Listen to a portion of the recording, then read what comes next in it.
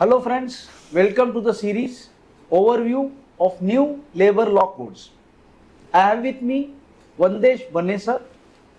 In this particular episode, we'll see the overall view on Code on Social Security 2020.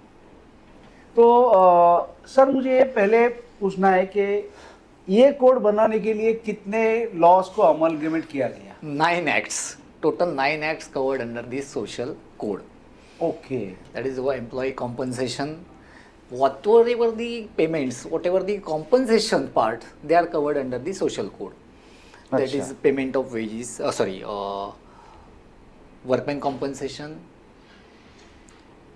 PF, ESIC, maternity benefit, payment of gratuity, insurance. These are covered under this social code. Okay, मतलब जैसे industrial code में हमने देखा कि disputes Dispute. Meaning पहले में देखा जो wages, this third is Welfare benefits. Welfare benefit. Yes. We can say तो welfare इसमें benefit. क्या क्या क्या कवर्ड है सर, आप जरा बताइए. इसमें मेन कवर है employees provident fund. Okay, this is covered under this act. This is the major part of the beneficial. Second है एम्प्लॉय स्टेट इंश्योरेंस यानी insurance part. Those are getting less than 21,000. They are covered under this act the employees. Third है workman compensation means employee compensation part. जब कुछ accident होता है and those are not covered under insurance, then who will pay the compensation for that? So this act is also there. So it is covered under this. Payment of gratuity. So most important part of the employment retirement benefit. That is a gratuity. So this act also is covered under. Okay. Building construction and other workers act. So that says part. So that act also is covered under this act. Okay, So the welfare acts, welfare benefits, they are covered under this act, okay, or we can say this code. Okay. Now will start dealing one by one. Yeah. Employees provident fund, अभी when it is applicable we'll start with this basic question.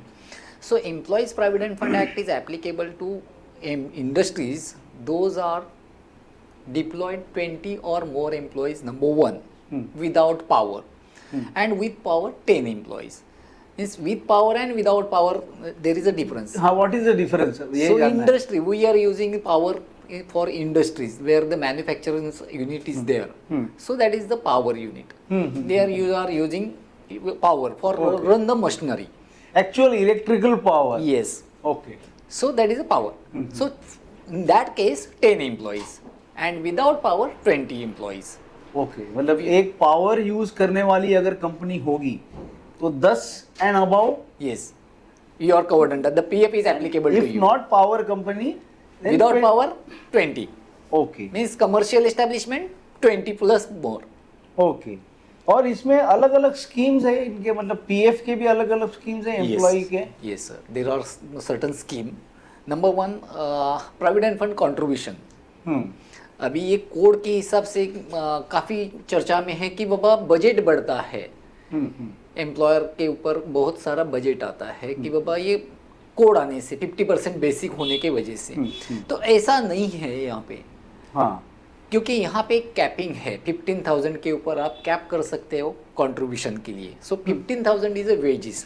Suppose आपको wages 20,000 है या 1 lakh rupees है और employer बोलता है नहीं मैं 1800 रुपये ही आपको कंट्रीब्यूट करूंगा towards provident fund, then he can do that. Okay. So 1,800 is a capping, contribution capping. और परसेंटेज वाइज कुछ है? So 12% of 15,000. 12% on 15,000 is 1,800. So Okay. 15,000 is the capping salary. 12% on 15,000 is equal to 1,800. Okay. So that is a capping. So vast difference नहीं आएगा यहाँ पे. So जहाँ पे अभी चल रहा है कि बाबा मिनिमम वेजेस पे कंट्रीब्यूट हो रहा है, कंट्रीब्यूट तो हो इन रहा है. ओल्ड लॉ में कितना परसेंट को कंट्रीब्यूट होता था? 15,000 12% on 15,000. अच्छा, 12% ही था. 12% ही और लेस देन दैट. सपोज आपका मिनिमम वेजेस 11,000 है या आपका सैलरी 12,000 रुपीज है.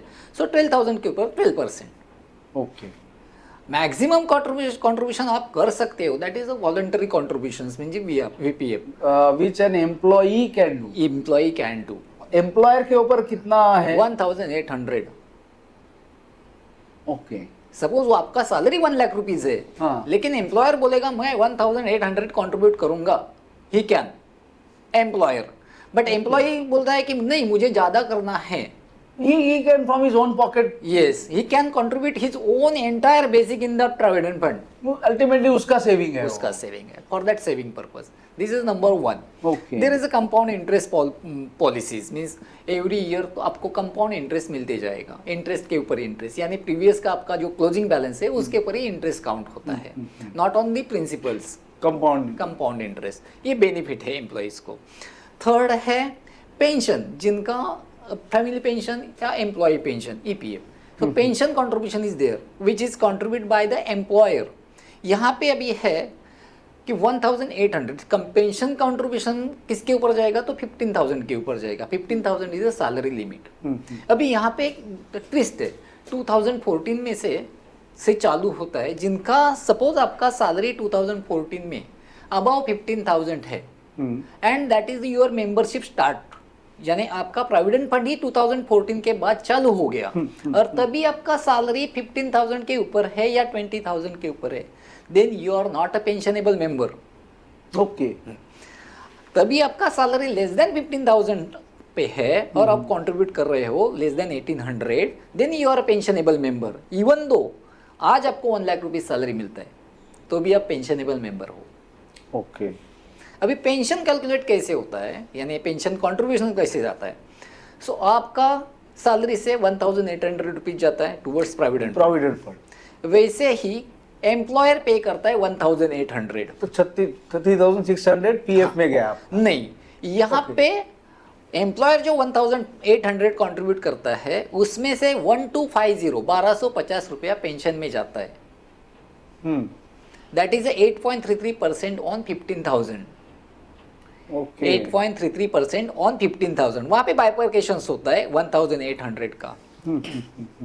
550 जो रिमेनिंग है वो आपके पीएफ में जाता है। ओके, मतलब एम्प्लॉय का खुद का 1800 पूरा का पूरा पीएफ में जाता है। यस, एम्प्लॉयर जो 1800 रुपया देगा उसमें से 1250 will go towards pension and 550 rupees will go towards the PF. मतलब एक तरह से एम्प्लॉय को पीएफ में एग्रीगेट 1750 जाएगा उसका, correct? 1800 plus sorry 2350, 2350, sorry 2350। Yes. Okay, अभी यहाँ पे दो केसेस, जैसे मैंने बोल दिया कि आपको 2014 के बाद आपका ज्वाइनिंग है और आपका अबाउट पेंशन है यानी 15,000 के ऊपर है, so you are not pensionable. In that case 1800 आपका कंपनी का 1800 directly 3,600 goes to provident fund.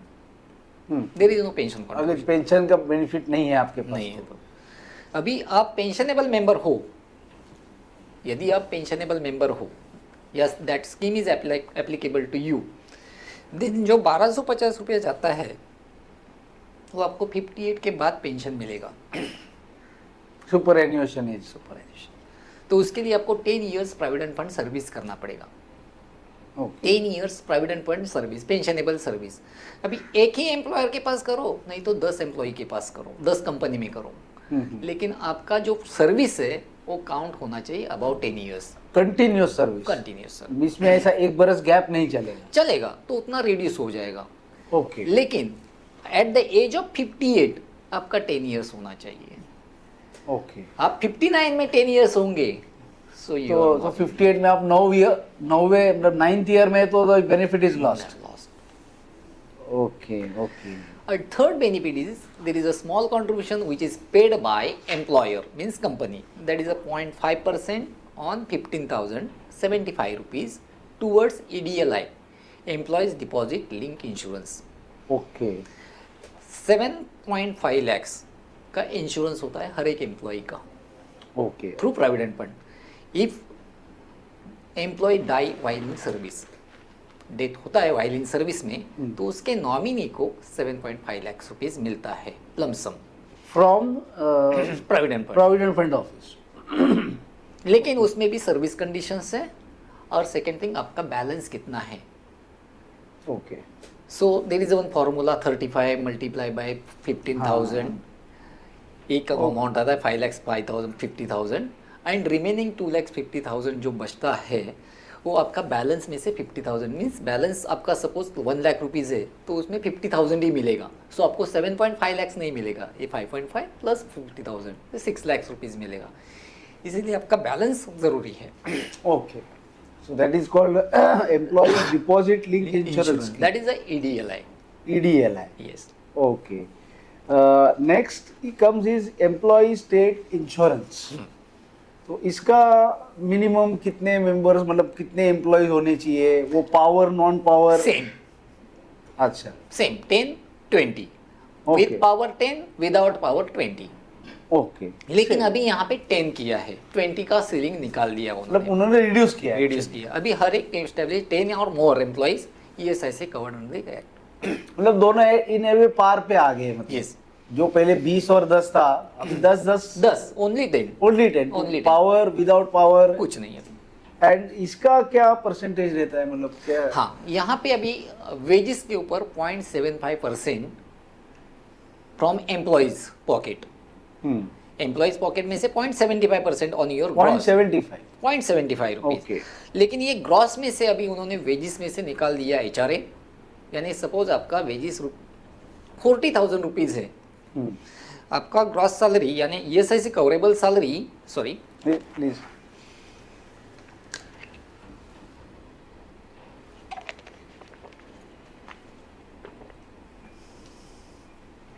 $21,000 रहेगा ESIC कवरेबल सैलरी. जिस पहले महीने बोल दिया था आपको कि 21,000 जिनका सैलरी है ग्रॉस सैलरी और ESIC कवरेबल, तो उनको ESIC एप्लीकेबल है. तो अबाउट 21,000 नो ESIC. अब ये 21,000 में क्या क्या कवर्ड होता है? Basic, special allowance and retaining allowance. ये तीन ही अलाउंस 21,000 के लिए कंसिडर करते हैं. आपका ग्रॉस सैलरी 40,000 है. 40,000 में आपका 20,000 रुपीज़ बेसिक हो गया एज पर न्यू कोड. और अदर अलाउंसेस HRA है आपका 50%, सारे अलाउंसेस है, और ये मिला के आपका 40,000 होता है. करेक्ट. लेकिन आपका basic plus DI and retaining allowance 20,000 होता है, then you are covered under ESIC. Okay. So ESIC 0.75% employ के पॉकेट में से और 3.25% फ्रॉम कंपनी पॉकेट. अच्छा, मतलब कंपनी का ज्यादा परसेंटेज है. यस, 3.25%. टोटल 4%. टोटल 4%, उसमें से 0.75 फ्रॉम द एम्प्लॉय या and the balance from the employer. Employer. Okay. So total 4% employer has to deposit with the ESIC. ये नया बर्डन है या पहले से? पहले से ही है. There is no any changes. New codes में से ऐसा कुछ आया नहीं? उल्टा न्यू कोड में आपका कंट्रीब्यूशन कम हो गया, क्योंकि HRA पहला कंसीडर किया जाता था, अभी उसको रिड्यूस कर दिया. लेकिन नंबर ऑफ कंट्रीब्यूशन पीपल वो बढ़ेंगे, क्योंकि जिसको सपोज आपका HRA मिला के 25,000 होता था, अभी HRA निकल तभी आपको ESIC एप्लीकेबल नहीं था. HRA निकलेगा तो वो 20 तक आएगा. 20 तक आएगा, वो कवर्ड हो जाएगा ESIC. Okay. So that is the. लेकिन ESIC scheme is a better scheme. बहुत अच्छा स्कीम है. आप प्राइवेट इंश्योरेंस लेते हो, मैं किसी के अगेंस्ट नहीं. हाँ, exactly, I was going to come to that कि प्राइवेट इंश्योरेंस और ESIC में क्या थोड़ा बहुत क्या अंतर है? हाँ. सो अभी प्राइवेट इंश्योरेंस होता है आपका 50 lakhs का होता है या 10 lakhs का होता है. आपका मेजर प्रॉब्लम है, सपोज ब्रेन हेमरेज है या कुछ भी है, जैसे आपका इंश्योरेंस खत्म होगा तो आपके डॉक्टर से हॉस्पिटल क्या बोलेंगे? आपका इंश्योरेंस खत्म हो गया है, आप पे करना चालू करो. करेक्ट. करेक्ट. नहीं तो आप हॉस्पिटल शिफ्ट करो, तो पेशेंट को घर लेके जाओ. ये पॉलिसी है, मैं किसी के खिलाफ नहीं बोल रहा हूं. There is nothing against anybody in person. This is a fact. लेकिन ESIC में ऐसा नहीं है. उनका एक सेंटेंस है, IP is VIP. Insurance person is VIP for us. IP is VIP. अच्छा. सो वहां पे फीवर से बाईपास तक okay. Any disease is covered under ESIC and they are treated them, even though if you have paid some amount 100 rupees आपका contribution जाता है और आपको अटैक आता है, तो भी they will treat you. And this is applicable till a person is in employment. Yes. After retirement का नहीं, खत्म तो हो भी गया। अभी उनका एक पॉलिसी है 120 रुपीज भरो और आपका मेंबरशिप ले लो, आपको ट्रीटमेंट मिलेगा। ओके, ऐसा है उनका रिटायरमेंट लोगों के लिए। But generally it is up to your Employment. Employment. Employment और उस बीच अगर अनफॉर्चुनेट इवेंट होता है जिसका ईएसआई है एंड दैट पर्सन एक्सपायर्स, तो कैसा उसको होता है? पेंशन भी है sir. While in service expired होता है, एक्सीडेंटली कवर्ड होता है, यानी आप घर से निकलते हो काम पे और काम से निकलते हो घर पर, ये बीच तब में। तक आप कवर्ड हो अंडर ईएसआईसी। ओके, आप घर पे हो, आपको बुखार आ रहा है तो ट्रीटमेंट मिलेगा, लेकिन कैश बेनिफिट नहीं मिलेगा सर। आप घर पे हो, बुखार आता है, 4 दिन का छुट्टी है, 10 दिन का छुट्टी है, तो ईएसआईसी पेमेंट देती है आपको। ओके, उस वो डेज का कंपनी बोलती है नहीं है तुम्हारा लीव नहीं है बैलेंस, आपको पेमेंट नहीं मिलेगा, लीव विदाउट पे होगा। बट ट्रीटमेंट होगा आपका, नहीं, कंपनी बोलती है, कंपनी। हाँ, क्योंकि कंपनी नहीं बोलेगी ना आप 10 दिन बीमार है तो मैं पैसा दे दूं क्यों। करेक्ट करेक्ट तो करेक्ट। ईएसआईसी आपको पैसा देती है और ट्रीटमेंट भी देती है। अभी sir I want to know कि ये जो एम्प्लॉय स्टेट इंश्योरेंस की बात कर रही है ईएसआईसी, इनके क्या खुद के हॉस्पिटल्स है या they have tie up with the hospitals? ये क्या है? उनके हॉस्पिटल्स भी है और बहुत अच्छे भी हॉस्पिटल्स है भी, और टाई अप भी है जहाँ पे आपका ट्रीटमेंट नहीं होता ही, सर्टन क्रिटिकल है, ब्रेन हेमरेज है, बाईपास ये है, उतना मशीनरी नहीं है उनके मशीनरी पास। नहीं है उनके पास, so they will refer to private hospital. Okay, उनके टाइप भी है। और फिर अगर समझो प्राइवेट हॉस्पिटल में उन्होंने रिफर किया तो बिल कौन सा लगेगा मुझे? सर आपको बिल पूछेंगे ही नहीं ना प्राइवेट वाले, क्योंकि ईएसआईसी देती है सारा पैसा, ओके, सारा बर्डन ईएसआईसी लेती है। They will not ask you bill payment, oh they will bill the ESIC ESIC। They will bill the ESIC. Okay, तो मतलब ये कुछ बेसिक डिफरेंसेस है between a normal insurance policy and ESIC. इसीलिए तो है। और ईएसआईसी में आईपी, खाली आईपी नहीं तो मेडिकल ट्रीटमेंट आईपी के बच्चे हैं, माता पिता है, बीबी है, ये सबको मिलता है। They are also covered. They are also covered. एक आदमी है जिसकी बीवी बीमार हुई तो he can avail this facility and go to the hospital. Yes yes yes yes and they are also same thing. Yes, उस हॉस्पिटल में नहीं है तो बड़े में जाएंगे तो भी yes 100%। Okay, so I think this is more beneficial. Beneficial to the employ, and employ has to take this. अभी मुझे इसी पे आना था कि इज इट एम्प्लॉयज ऑप्शन और no, is a mandatory till 21,000। Okay, आपका सैलरी 21,000 है या उससे कम है, it is a mandatory. About 21,000 they will not consider you as a member. मतलब बिलिंग होगा तो भी वो 0.75 भर नहीं सकते। नहीं भर सकते। Okay, so these are some major benefits in Benefits. ESIC. अभी उनका एक नया स्कीम है, अंडर 90% आपको सैलरी देते हैं इन डेथ केस, यानी जिसका एम्प्लॉयमेंट ड्यूरिंग द एम्प्लॉयमेंट आपका डेथ होता है एम्प्लॉय का, तो उसके नॉमिनी को 90% वेजेस मिलता है monthly. Monthly in the sense sir please clarify, समझा नहीं। मंथली पेंशन जैसे मिलता है वैसे मंथली सैलरी उनके नॉमिनी को जाती कितने है। बरस तक? Life long till nominee alive.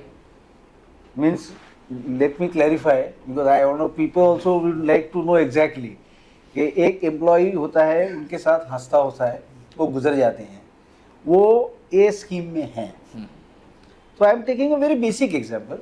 उसका अगर 100 रुपया सैलरी है तो 90 रुपया पर मंथ उसके Nominee. बीवी मतलब Nominee उसके को- फैमिली, उसकी नॉमिनी, फॉर एग्जाम्पल अगर बीवी है नॉमिनी, तो बीबी को तो till the time his Yeah. Wife survives yes उनको हर महीने 90 रुपया मिलेगा। Yes I wanted to make it very clear, understanding के हिसाब से क्लियर होना चाहिए। करेक्ट। ओके, तो ये नया उनका स्कीम है, बहुत अच्छा है। अच्छा, this is a new scheme in the new old one, but previously नहीं था ये, अभी उन्होंने इंट्रोड्यूस किया। अभी ये यानी नया है। 2-3 साल हो गए, ज़्यादा हो गए। Okay okay okay.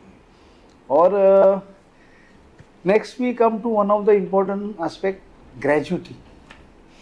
Graduate is the retirement part and retirement benefits. It is like you know, एक आदमी की नौकरी खत्म हो रही है, उसकी काम करने की ऊर्जा खत्म हो रही है, and now he is going to survive on what he has done for last 30-40 years, जो भी है। इसलिए ग्रेजुटी है क्या कॉन्सेप्ट है, थोड़ा सा ग्रेजुटी सर बताइए। एक्चुअली एम्प्लॉयर बेनिफिट है टू एम्प्लॉय, यानी एम्प्लॉय ने काम किया है एम्प्लॉयर के लिए। सो एम्प्लॉयर का कुछ फ़र्ज़ होता है कि मेरे लिए इतना साल उन्होंने काम किया है, सो रिटायरमेंट बेनिफिट एक ग्रेजुटी एक्ट में, एक्ट से ही है, सो उनको देना है at the time of retirement. So आपका लास्ट ड्रॉन बेसिक क्या है? हम्म, अभी लास्ट ड्रॉन बेसिक सपोज आपका 50% है, हम्म, तो 50%, सपोज आपका 20,000 ही ग्रॉस है और 10,000 50% होता है, सो वो नहीं कंसीडर किया जाएगा। तो इन that case minimum wages will consider, 20,000 consider किया जाएगा। मिनिमम वेजेस विल हायर, जो वॉट एवर द हायर वो पार्ट कंसीडर किया इसका जाएगा। कितना मतलब कितना?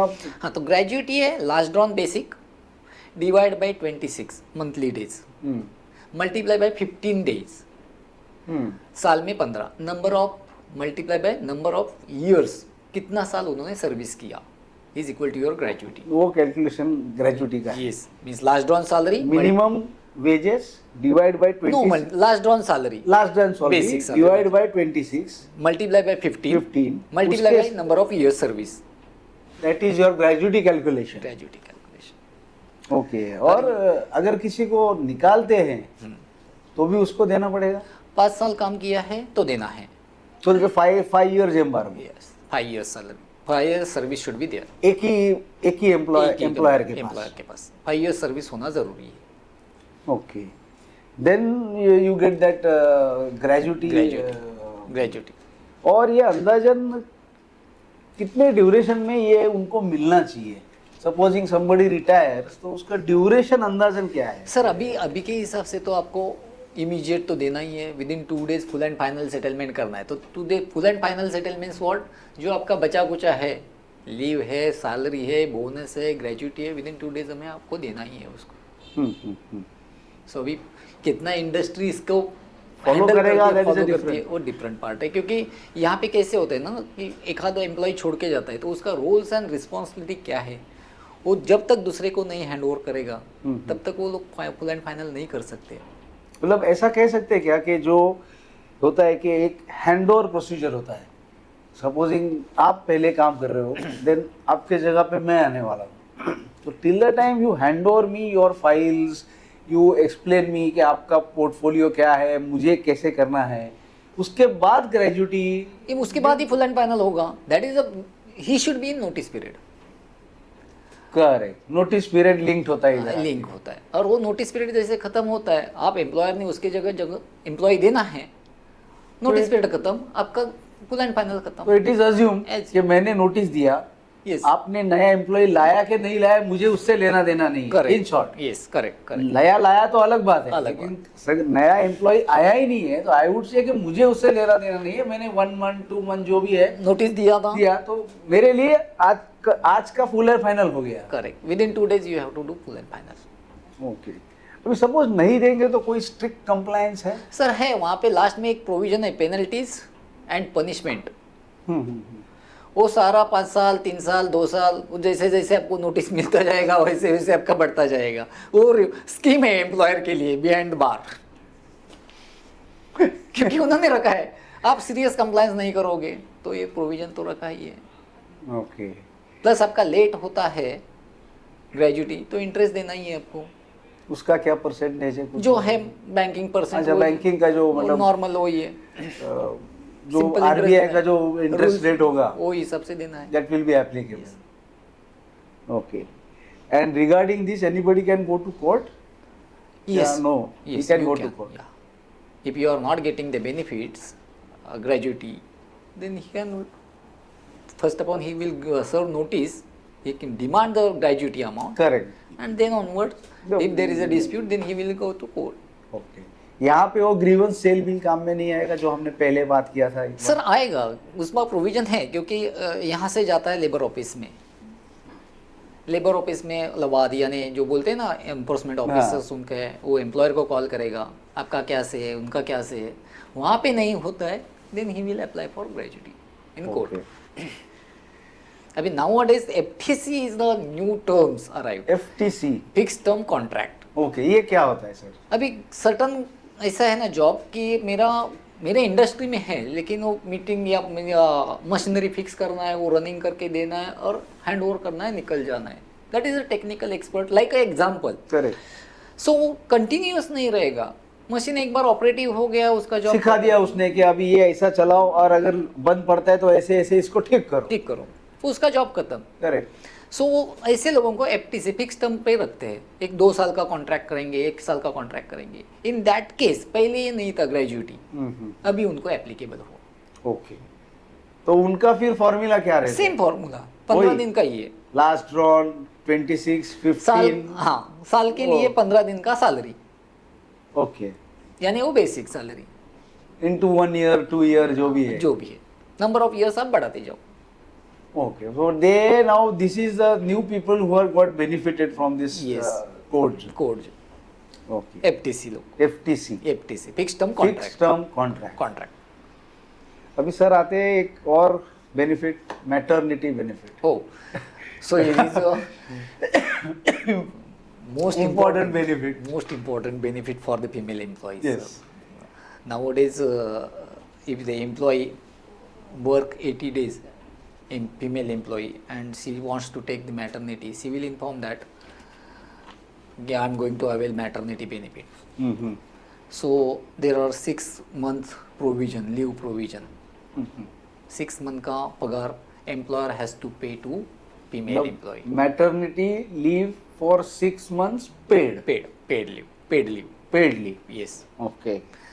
If suppose that female employee is covered under ESIC हाँ. scheme, then ESIC will pay the maternity benefit, not an employer. Employer को पेमेंट करने की जरूरत नहीं. नहीं, ESIC will pay. Okay. So in a way, if a person or if a lady is being covered under ESIC, where the employer is paying 3.25 and she 0.75, in that case, ये maternity का जो payment है वो ESIC से जाएगी. ESIC employee को जाएगी, देगी. एम्प्लॉय को ही जाएगी. करेक्ट. एम्प्लॉई को देगी. बट नॉट एम्प्लॉयर को अपने पैसा से नहीं देना पड़ेगा. नो, नहीं. ओके. ओके. ये ESIC पे करती है. Okay. So that's why the ESIC is beneficial. Okay. क्योंकि वो एम्प्लॉयर का पूरा लाइबिलिटी लेता है. ये एक्ट एम्प्लॉयर का कुछ लाइबिलिटी रखता नहीं है. ओके. जो एम्प्लॉय कवर्ड अंडर ESIC में है, उनको सैलरी भी देंगे बीमार में, उनका बीमारी का खर्चा भी करेंगे, मैटरनिटी लीव भी देंगे, सारा चीज देंगे. Then that means ESIC is a major benefit for employees and even to some extent from employer side also. Yes sir, correct. एक तरह से एम्प्लॉयर को भी वो बेनिफिशियल है 100%. क्योंकि ESIC में उसका कंट्रीब्यूशन ज्यादा है. करेक्ट. 3.25% उसका उनका कंट्रीब्यूशन, कंट्रीब्यूशन है. तो वो कंट्रीब्यूशन में से वो पैसा मिलेगा. ओके. और अभी सपोजिंग ये मेडिकल लीव पे जाते हैं एंड चलो नॉर्मल प्रेगनेंसी हुई, डिलीवरी हुई, अलग बात है, but in case some issue happens, miscarriage होता है, तो उसके लिए मिसकैरेज के लिए 6 वीक का प्रोविजन है. ओके. 6 हफ्ते का 6 वीक्स का लीव मिलता है, पेड लीव मिलता है. During the maternity period employer can not terminate to female employees, that female employees okay. You can not terminate. अच्छा. सेकेंड, फर्स्ट 2 चाइल्ड के लिए 26 वीक्स, थर्ड चाइल्ड के लिए अगेन वो कम होता है, 12 वीक्स होता है. थर्ड चाइल्ड का भी प्रोविजन रखा है. प्रोविजन रखा है, कानून ने रखा है. यहाँ के हम बोलते हैं कि 1 या 2. लेकिन जो है वो है. ओके. जहाँ पे है वो है. अभी कानून ने उसका भी प्रोविजन करके रखा है. नहीं तो कल अगेन वापस डिस्प्यूट हो जाएगा, मेरा थर्ड चाइल्ड है. हाँ. थर्ड के बाद नहीं ना कुछ है, वो वैसे ही आगे बढ़ता जाएगा. अभी बोल नहीं सकते हैं वो, अभी बोल नहीं सकते. ओके. और ये जो मतलब मैटरनिटी से लिंक मेरी एक दिमाग में चल रहा है कि 6 महीना का तो आपने लीव दे दिया. अब 6 महीने का लीव में मेरे हिसाब से पहले 1-2 महीना तो उसका समझो प्रेगनेंसी का महीना रहेगा, बेड रेस्ट रहेगा सपोज. हाँ. चाइल्ड डिलीवरी के बाद 6 मंथ जब भी खत्म होगा, may be the child which is born may be 4 months और समथिंग, तो उसके लिए कोई क्रेच बोलते हैं या पालना घर बोलते हैं, ऐसा कुछ क्या कोई है ना, प्रोविजन है? 50 एम्प्लॉयज यदि वो एम्प्लॉयर के पास रहेंगे 50 एम्प्लॉय होंगे तो तो ओके रेस्ट मैंडेटरी है। ओके, बट सेल्फ के किसी के साथ अटैच भी कर सकते वो हैं? कर सकते हैं, विद इन 3 किलोमीटर रेडियस में कर सकते हैं। गवर्नमेंट का हो या प्राइवेट का हो? हाँ, या उनके ऑफिस में हो। ओके, मतलब बट 50 एम्प्लॉयज है ना above, Above. Then only this provision gets application. Yes, crest provision. Okay, और ये जो मैटरनिटी का जो है, ये कैसा है? मतलब अपने को एप्लीकेशन सब आपका डॉक्यूमेंट्स देना पड़ता है, क्या करना पड़ता है? सर मैटरनिटी के लिए ऐसा एप्लीकेशन नहीं है, पहले इन्फॉर्म करना है एम्प्लॉयर को कि बाबा I am going to take a maternity leave with effect from so and so and so. That's the application, means informations to the employer. Again ESIC के लिए भी सेम, ईएसआईसी में एप्लीकेशन डालना है कि I am going to avail maternity with effect from so and so. Okay, informations तो होना जरूरी है। बाद में चाइल्ड बॉर्न होने के बाद उसका बर्थ सर्टिफिकेट देना है कि वो चाइल्ड बॉर्न का सर्टिफिकेट है, उसके बाद उसको मैटरनिटी बेनिफिट मिलेगा।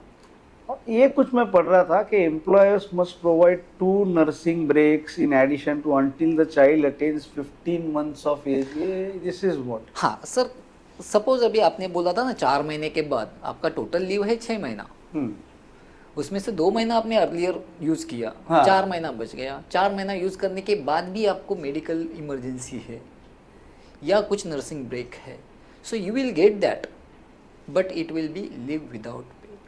ओके, मतलब ये व्हाट आई एम, मैं क्या कॉन्टेम्पलेट कर रहा हूँ ये बात को कि where you know sometimes premature babies होते हैं, करेक्ट करेक्ट। तो उनको वो बड़ी सी कांच में या बहुत सारा delicately they have to be you know nursed, और उसके लिए बहुत टाइम जाता है। करेक्ट सर, मतलब एक लंबी 6-7 महीने का छुट्टी प्रोसीजर जाता रहता है, तो उसमें ये इनका क्या होगा? एक्चुअली आपको लीव विदाउट 6 महीना आपको पेमेंट देना ही है, मैंडेटरी। उसके बाद में लीव विदाउट पे, हाँ आपको लीव मिलेगा, आपको नौकरी से नहीं कहा जाएगा, आपका नौकरी बरकरार रहेगा लेकिन आपको पेमेंट नहीं पेमेंट नहीं मिलेगा।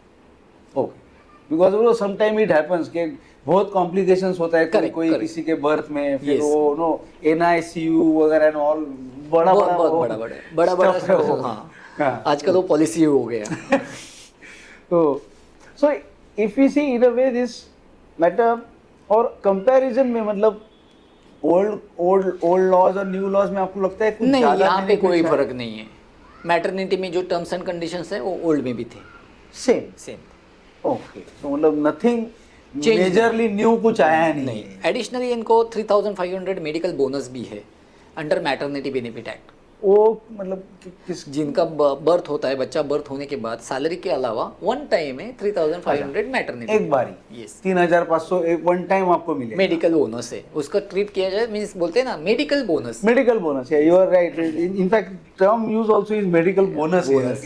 मैं वही भी वाज कमिंग टू दैट कि 3500 rupees is one time. One time. या okay, now will come to this one thing which I have seen is employees compensation. ये क्या है? हाँ, अभी एम्प्लॉय कॉम्पनसेशन, पहले ये एक्ट का नाम था वर्कमैन कॉम्पनसेशन एक्ट, करेक्ट, हाँ। 1923 का ये एक्ट है। हम्म, सो अभी ये एम्प्लॉय कॉम्पनसेशन एक्ट कन्वर्ट कर दिया, रीजन दैट वर्कमैन का डेफिनेशन एंड एम्प्लॉय का डेफिनेशन अलग अलग था। अभी एम्प्लॉय मीन्स सारे एम्प्लॉय, मतलब क्लेरिकल एम्प्लॉय भी जो Yes. ऑफिस में बैठ के स्टेनो है वो भी कवर्ड हो और गए जो एक्चुअली आपके साइट पे कुदर फावड़ा मार रहा है वो भी, मशीन के ऊपर काम करने वाले भी सब एट पार आ गए। बाहर आ गए। No difference. No difference, there is no blue colour, no white colour. Employee means सारे employee, they are covered under work employee compensation act. अभी those employees are not covered under ESIC scheme, still they are working with you, and ये आपका liability है कि उनको कुछ होता है। सपोज आपका मशीन है, वो ऑपरेट करने के लिए वो एम्प्लॉय को 50,000 सैलरी है, he is not covered under ESIC as per as ESIC act. हाँ, बिकॉज वो 20 की लिमिट से आगे चला गया, 21,000 के ऊपर गया, तो उनका लाइबिलिटी कौन लेगा? सपोज मशीन में हाथ गया, उंगली गया, वो होता है बहुत कुछ बार भी हो गया सकता है, सो उसका कॉम्पनसेशन कौन देगा? तो उसके लिए कंपलसरी कॉम्पनसेशन पॉलिसी लेना मैंडेटरी है। Okay employee compensation policy is mandatory, okay और उसके हिसाब से उनका वो फैटल एक्सीडेंट है, नॉन फैटल है, क्या एक्सीडेंट का उसका कितना अहमियत है, Nature, फिंगर गया, हाँ। नेचर ऑफ क्या है, हाथ गया, तो हर एक पार्ट का, बॉडी पार्ट का वैल्यू अलग अलग है। उसके आँख में गया, आँख गया, तो उसका आँख का कितना फैक्चर्स है, यानी कितना इंपॉर्टेंस है उसके लाइफ में, और वो हिसाब से कॉम्पनसेशन डिसाइड किया जाता है। वो कॉम्पनसेशन कमिश्नर अथॉरिटी डिसाइड करती है कितना कॉम्पनसेशन देना है। उसके फैक्टर्स है, 90% गया है, आपका कितना इंजर्ड हो गया, वो इंजरी का आपके लाइफ में कितना इंपॉर्टेंस है। मतलब बिकॉज ऑफ दैट आपका टोटल फंक्शनिंग अर्निंग कैपेसिटी आपका पे लॉस हो कितना गया, इफेक्ट हो गया yes, because of that. on that part you are, what is the compensation amount you should get on monthly basis, it will decided by the compensation commissioner। उसका कोई set formula नहीं तो है। हर एक का अलग अलग बॉडी पार्ट अलग-अलग, हाँ। हाँ, कितना देना है आपको, वो हिसाब से आपका डिसाइड किया जाता है, relevant factors of your wages. तो सर ये रूल्स में आता है कि रूल्स में नहीं आएगा? रूल्स में है सर, ये जो फॉर्मूलेज वगैरह जो भी हम अभी बात कर रहे हैं, they will come in the rules। Yes बस हम तो सिर्फ अभी एक्ट के Act बारे is- में बात कर रहे हैं, we are not talking about rules. Yes sir, ये रूल्स में आएगा ये। रूल्स में आएगा। ओके, तो आपका रिलेवेंट फैक्टर्स कितना है, आपका बॉडी का वो इंपॉर्टेंस कितना है, उसके ऊपर आपका बेनिफिट्स है। Compensation will depend, Compensation। And ये कंपेंसेशन कमिश्नर कोई अलग होता है? या वो कंपेंसेशन पॉलिसी है, पॉलिसी के हिसाब से वहाँ पे कंपेंसेशन देना है। एंड It ये will कहाँ decide। बैठते हैं ये साहब? ऑफिस में, labour office, government, government labour office हाँ, उनको एक अथॉरिटी दिया है कंपेंसेशन कमिश्नर, कंपेंसेशन कमिश्नर। वो देंगे, वहाँ पे डिस्प्यूट चलेगा। Sir now will come to one of the most important aspect, वो है कि social security for unorganized people, gig and platform workers. जो अनऑर्गेनाइज पीपल्स है, हाँ। आपने ओला देखा होगा, उबेर देखा होगा, जैसे हम्म। आप लास्ट टाइम मुझे लगा चाय वाले के पास 3 एम्प्लॉइज है, हाँ, उनको हाँ। बेनिफिट नहीं है। आपके घर में स्वीपर आती है, उसको बेनिफिट नहीं है, दे आर Domestic अनऑर्गेनाइज है, Correct। डोमेस्टिक हेल्पर्स है, तो उनको ऑर्गेनाइज करके उनका भी रजिस्ट्रेशन होता है। वो रजिस्ट्रेशन लेबर ऑफिस में होता है। वो कौन करता है सर? लेबर ऑफिस में ये सारा रजिस्ट्रेशन होता है। आपका प्रिंसिपल है, आप कहाँ काम करते हो, आपको आई कार्ड दिया जाता है बायदा।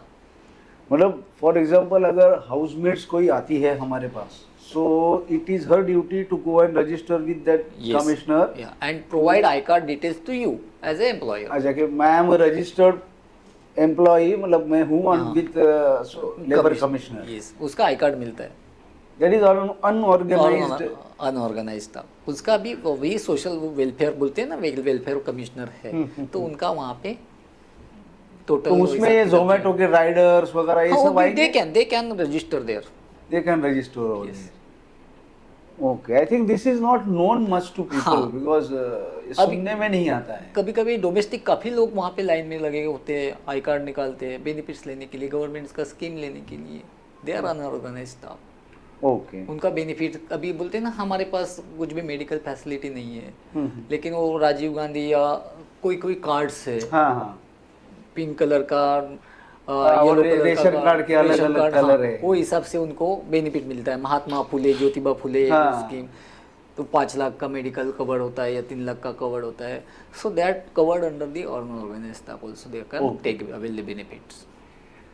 Now I want to know who is a gig worker. ये क्या मतलब, ये गिग वर्कर क्या टर्म है, ये कौन है ये गिग? सेम ये जो अनऑर्गेनाइज है, हाँ, गिग वर्कर्स, उनके मीन्स बोलते हैं ना, माइंस में काम करते हैं या एग्रीकल्चर में काम कर रहे हैं, एक सर्टन पीरियड के लिए काम कर रहे हैं, कंटिन्यूअस। हंगामी जिसको बोलते हैं कि भाई आप आओ, ये इतना छाटनी है, छाटनी करके निकल जाओ। छाटनी होने के बाद उसको बोलेंगे ये तेरा पैसा, तो घर जा। They are gig workers, platform workers. Okay, so they are not of a permanent nature, no, but they lend services for a particular time period. Correct sir, correct sir. और ये प्लेटफॉर्म वर्कर्स क्या है sir? मतलब I just no. See, this is the terms. This is the terms. Platform workers means we can say on railway platform. अच्छा, literal sense में platform means Platform. that platform, railway platform we can. Platform workers है, काफ़ी लोग हैं ना ऐसे। आप यदि देखेंगे सो इंडिया में कितने रेलवे प्लेटफॉर्म्स हैं? सर ये तो गिन ही नहीं सकते इसको, तो वहाँ इतना पे इम्पॉसिबल है। पुलिस काम करते हैं, वो वहाँ पे कैंटीन चलाते हैं, वो लोग भी कैंटीन उसमें कवर होंगे? कवर होने, वो कॉन्ट्रैक्टर हैं, वो कॉन्ट्रैक्टर के रहते हैं। कॉन्ट्रैक्टर्स। तो वहाँ पे जो बुट पॉलिश वगैरह का होता है, they will get covered under platform workers. Yes, these are the unorganized employment. Organized नहीं है, उनका कोई ऑर्गेनाइजेशन नहीं है, they are covered under this act. तो ये बिकॉज सी नाउ जैसे आपसे बात करते करते मेरे दिमाग में आ रहा है कि it seems that unorganised workforce is more, I feel, More. in India Yes. rather than organized Organized. sector. Because अभी जैसे बात करते करते मेरे We सामने are- ये we स्टेशन are- वो स्टेशन उधर का इधर का सब कुछ आने लगा है We are दिमाग not में। counting. हाँ We are not counting to them.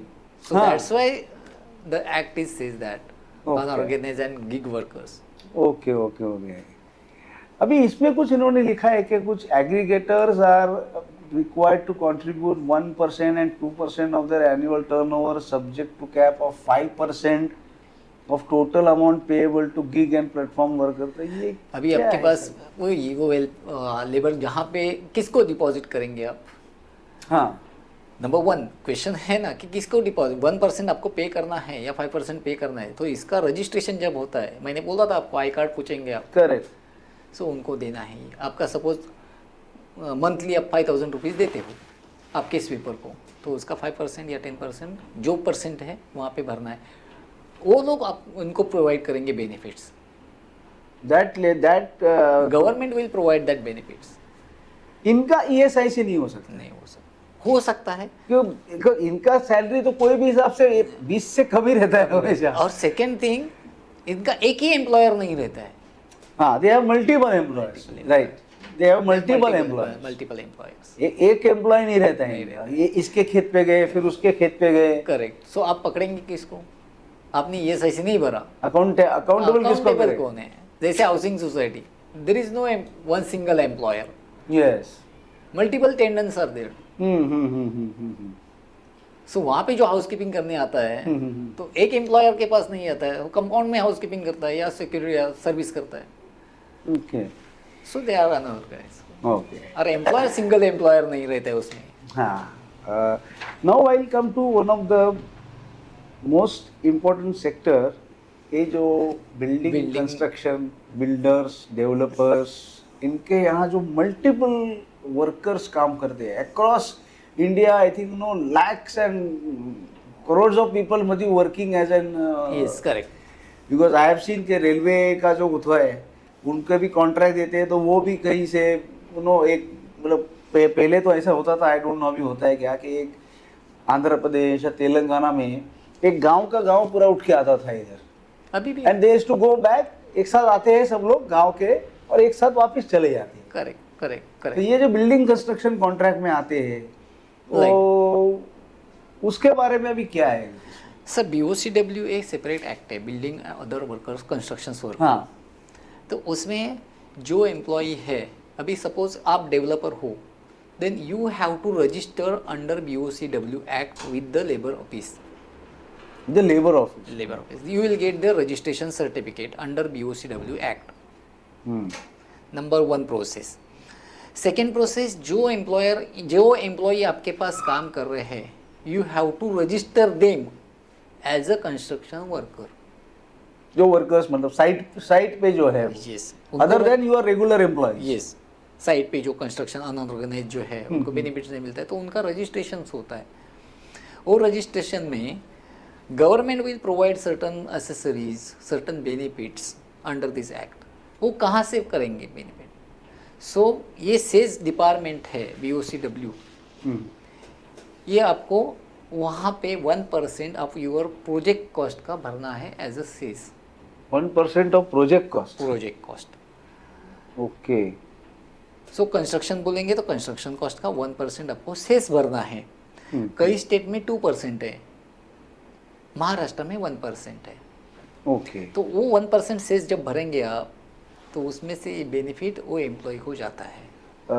Sir लेकिन बहुत बार ऐसे होता है कि फॉर एग्जांपल कोई एक काम है that is given to one particular contractor, yes, कि मेसर सो एंड सो। अब वो मेसर सो एंड सो कितने वर्कर लगाता है, at times the person giving the contract is not aware, क्योंकि वो सिर्फ इतना बोलता है कि इतने दिन में मुझे इतना काम करके दे। अब वो तू 10 वर्कर लगा, 20 लगा या 2 लगा, करेक्ट। उसमें ये कैसे वर्कआउट होगा? अभी जो यहाँ पे सर CW बोल रहे हैं आप, BOCW ultimately BOCW and contract labour act, ये दोनों एक्ट में principal employer is liable to pay. तो जो कॉन्ट्रैक्टर को अपॉइंट करता है ही becomes a principal employee. Principal, आप कंस्ट्रक्शन बिल्डर हो, आप कंस्ट्रक्शन मालिक हो, then you are the principal employer. आपने XYZ कॉन्ट्रैक्टर रखा, XYZ ने बेनिफिट एम्प्लॉय को दिया नहीं, who will pay? Principal. You are liable. So your duty is that to track on contractor, to verify the construction's record, to compliance record, and pay the benefits. कि वो जो भी चीजें है वो सही तरह से कर रहा है Yes. कि नहीं कर रहा है, पे कर रहा है या नहीं कर रहा है, so आप रिस्पॉन्सिबल हैं, बीइंग अ प्रिंसिपल। और ये जो आपने कहा कि 1% ऑफ प्रोजेक्ट कॉस्ट या कंस्ट्रक्शन कॉस्ट, प्रोजेक्ट कॉस्ट तो अलग है, construction cost is actually construction cost, ये कभी भरना कभी है ये 1% को? व्हाट आप point of time? You can pay an installment also. आपको पहला 6 महीने पे करना है, काम पूरा करने के बाद पे करना है आपकी, लेकिन आपको 1% भरना है। It can be one time also. One time also आदमी एक बार ही 1% भर के बोले कि मैंने तो भर दिया भैया। दिया हुआ है, correct. Okay, because this is one of the most important segments. Challenging भी। हाँ, क्योंकि इतने वर्कर्स काम करते रहते हैं। अभी आजकल तो बॉम्बे में हम लोग देखते हैं every second building is going in redevelopment, correct. तो जितना रीडेवलपमेंट होएगा उतनी इनकी डिमांड उतनी बढ़ेगी। सर्टन स्टेट में जब तक आपका BOCW का NOC नहीं मिलता है, तब तक वो म्यूनिसिपल कॉर्पोरेशन आपको OC नहीं देता है। Okay so that is the thing also. Okay okay okay, so BOCW का स्टेटमेंट लेके आओ, ओसी लेके जाओ। OC लेके जाओ, यानी एक चेकलिस्ट में वो BOCW का सेस पेमेंट है आपका, ओके OC लेके। अभी रहूँ इसी को on practical basis, because there is lot of redevelopment work going on in Bombay and there is a self redevelopment work going on. Yes. तो self redevelopment में society will become principal employer. Yes, correct. Correct. Someone has to pay the cess. So if self development में contractor ने कुछ problem किया, so it is directly society responsible for Yes, that. but I think maybe there is also PMC department. Society maybe appoint some PMC department, project management consultant. वो liable कैसे होगा sir? He is Society just has my given the consultant. authority. He is just my consultant. But if the society given the authority to act be above the society, But then can he be considered he has to principal take employer? care. He has to take care of this company. नहीं, I am on that principal. Society. Why I am asking you very Society. clearly? Society. Because ये आज के दिन का एक बहुत बड़ा issue challenging.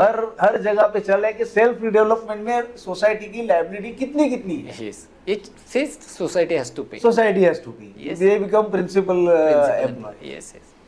Okay. Now we just come to one of the concluding things which was there here, that no employment exchanges or career centers. ये क्या Sir, employment exchange government act. का तो एम्प्लॉयमेंट एक्सचेंज हमने बचपन में सुना था। Yes, that is only. ये वही है। Oh yeah, employment exchange for private company also. Their Oh, portal, there is a authority, employment exchange, Churchgate में ऑफिस है मुंबई हाँ में। हाँ हाँ।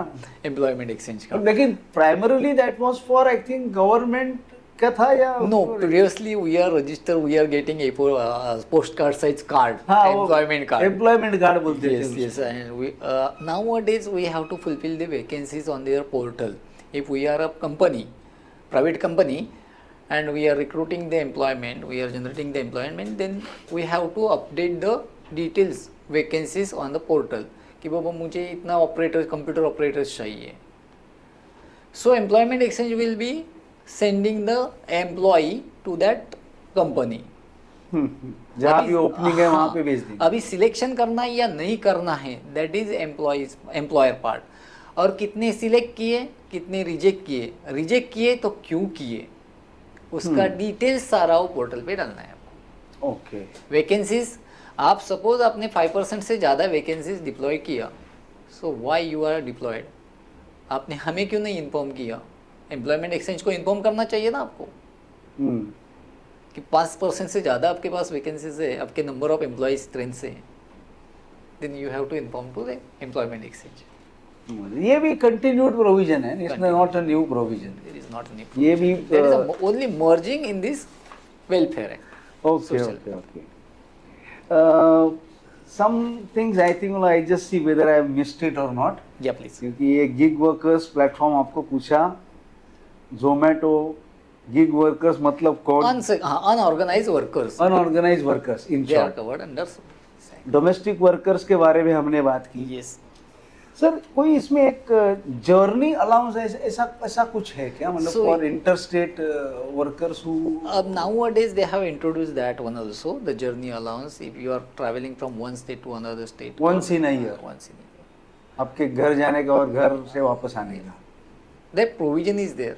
अभी उतना कितना इंडस्ट्री वो कंसीडर करती है वो पता नहीं है। वो बहुत सारे लोगों वो को challenging ये भी job आशंका रहेगी कि मैं 2 और 4 टिकट दे दिया, हाँ। और वो अगला जाएगा तो सही बॉम्बे से, आएगा कि नहीं पता नहीं, वो आएगा कि नहीं वापस, मालूम नहीं। आया तो मेरे पास आएगा कि कि नहीं ये भी पता नहीं ना। हाँ। सो देयर आर रूल्स, अभी वो फिक्स नहीं हो गए। बट ऑब्वियसली मतलब ये कैसा है कि of course will speak on this when we speak on the conclusion video, but ये एक अलग चीज अलग लाई है। चीज बट इज दिस न्यू और दिस इज ओल्ड? नहीं नहीं, दिस इज न्यू। ये जर्नी अलाउंस ये Journey न्यू allowance, कॉन्सेप्ट आया हुआ है। पहला एलटीए था तो रेगुलर है, अभी भी है एलटीए, लीव ट्रैवलिंग अलाउंस। हाँ, बट जनरली मतलब एलटीए जो मुझे इन अभी हमें भी ये चेक करना है कि बाबा whether that allowance is the same और दिस इज अ डिफरेंट। हाँ, बिकॉज जहाँ तक अभी हमारे फैमिलीज में थे जो भी कोई बैंक में थे, हाँ, उनको LTA साल में- एलटीए मीन्स क्या था, साल में एक बार मुझे घूमने जाने का पैसा मिलता। यस, अभी यही टर्म्स यहाँ पे है टर्मिनोलॉजी हाँ, बिकॉज हियर दे और are different. Saying very clearly के to and fro to native, native. मतलब यहाँ पे घूमने वाली बात नहीं करते यस, वो जो हम घूमने वाली बात करते थे, ये नेटिव का बात कर। हाँ एक टिपिकल बोलते हैं कि भाई आपको अगर नेटिव जाना है आपके, तो ये to and fro once in a year आपका एम्प्लॉयर आपको दे देगा ऐसा। अभी वो सपोज बंदा कोलकाता का रहेगा तो उसका जाने आने का खर्चा कितना रहेगा, ये डिस्टेंस मैटर करता है। See ultimately there are always grey areas. अब आप सेकंड क्लास दोगे, हाँ। सेकंड एसी दोगे, थर्ड एसी दोगे, क्या दोगे? और यहाँ पे डिसाइड है, इट ऑल डिपेंड्स। Depend. अब चालू टिकट निकाल के देता हूँ, टू एंड फ्रो ही भेजना है ना। Yes correct, So there are a lot of gray areas. 100%. Obviously, it will evolve. Disputable, हाँ। डिस्प्यूटेबल। Yes. तो sir thank you very much कि इस कोड के बारे में बात किया आपने। Thank you sir. And in our next episode we'll speak on occupational safety, health and working condition code 2020.